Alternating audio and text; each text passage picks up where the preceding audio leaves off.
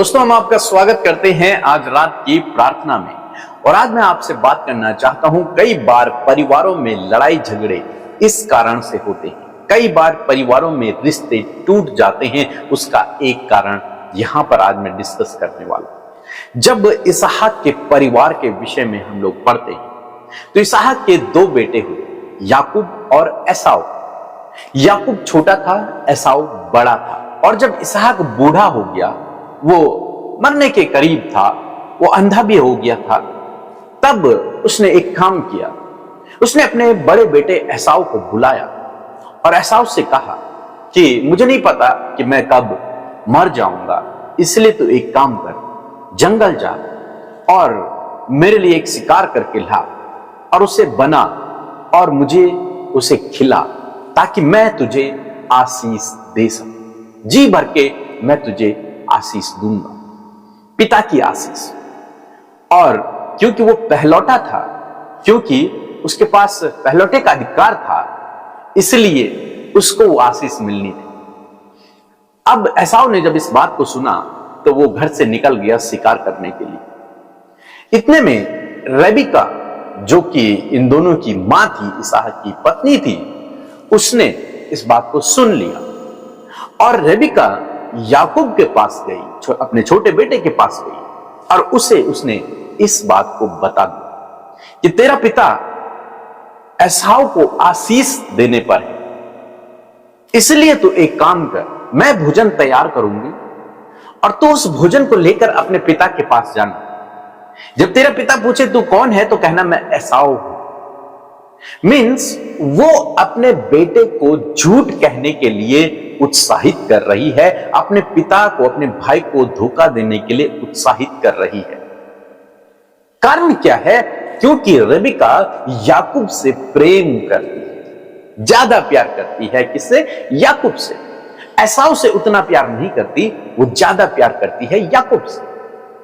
और ज्यादा प्यार करने के कारण वो उसे बहलाती है, फुसलाती है कि मैं खाना बनाऊंगी तो इस खाने को लेकर अपने पिता के पास जाना और वो तुझे एसाव समझकर तुझे आशीष दे देगा। जो आशीष एसाव को मिलनी है वो तुझे मिल जाएगी। और उसने उसे बहुत उत्साहित किया। उसके बाद उन दोनों ने भोजन बनाया और अपने पिता के पास उसे लेकर के गया। और पिता ने, क्योंकि पिता अंधा था, वो उसकी आंखें धुंधली हो चुकी थी, वो उसे पहचान न सका, इसलिए उसने उसे एसाव समझकर आशीष दे दी। हालांकि उसे बाद में इस बात का एहसास हो जाता है, पता चल जाता है। तो यहां पर हम देखते हैं उसके बाद एसाव की और याकूब के बीच में क्या हो गया, लड़ाई झगड़े उत्पन्न हो गए, उनका रिलेशन टूट गया। उसके बाद याकूब वहां से भाग जाता है, क्योंकि एसाव उसे मारने के लिए तैयार हो जाता है, क्योंकि वो सोचता है कि इसने मुझे धोखा दिया है, मेरे पिता को धोखा दिया, मुझे धोखा दिया है।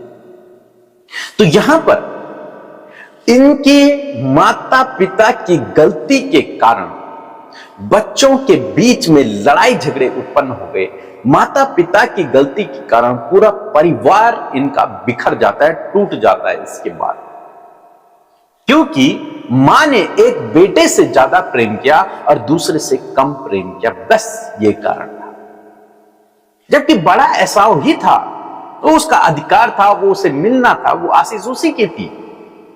लेकिन उसके बावजूद रेबिका ने अपना दिमाग चलाया और ये सोचकर कि जिससे मैं प्यार करती हूं ज्यादा, वो दोनों जुड़े हुए थे, वो दोनों जुड़वा बच्चे थे, लेकिन उसके बावजूद वो याकूब से ज्यादा प्यार करती थी। और याकूब को आशीष दिलाने के चक्कर में उसने अपने परिवार को एक तरीके से तोड़ दिया। तो कई बार माता पिता बच्चों के बीच में ये भेदभाव करते हैं। बहुत सारे भाई बहन हैं जो लड़की और लड़का में भेदभाव करते हैं।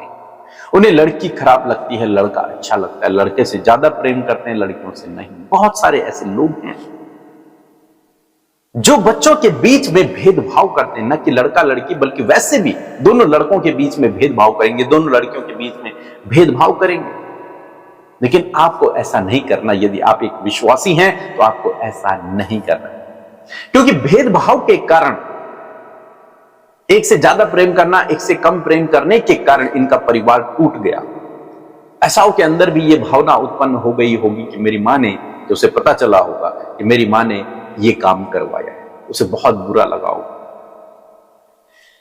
तो इस कहानी से हम लोग सीखते हैं, एसाव के परिवार से हम लोग सीखते हैं कि कभी भी आपको बच्चों के बीच में भेदभाव नहीं करना।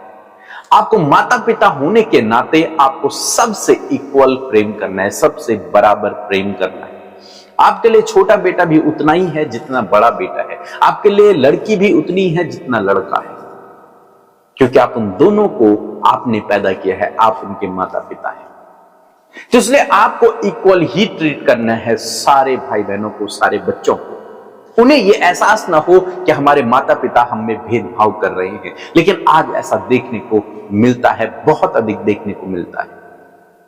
यदि आप ऐसा कर रहे हैं, आपके परिवार में ऐसा हो रहा है, तो आप बिल्कुल भी ये काम ना करें, क्योंकि इससे आपका नुकसान होगा, इससे आपका परिवार टूटेगा, इससे आपका परिवार बिखर जाएगा।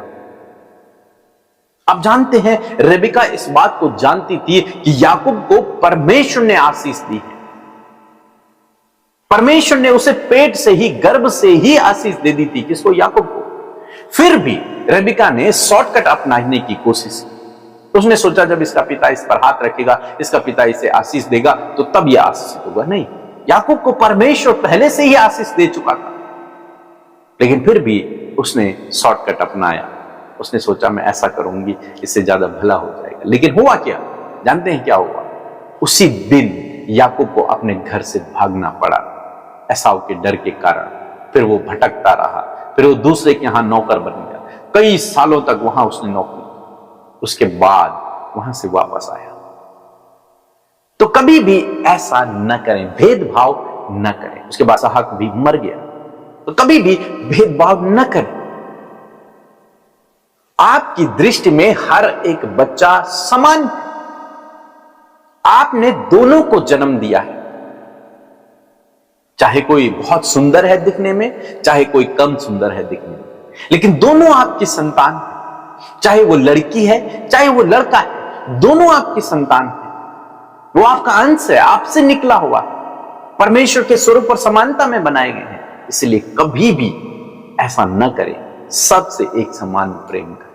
हमारा परमेश्वर लड़की लड़के में भेदभाव नहीं करता, स्मार्ट और कम स्मार्ट में भेदभाव नहीं करता, सुंदरता के अनुसार भेदभाव नहीं करता, टैलेंट के अनुसार भेदभाव नहीं करता। हमारा परमेश्वर सबसे प्रेम करता है, सबसे प्रेम करने वाला परमेश्वर, एक समान प्रेम करने वाला परमेश्वर।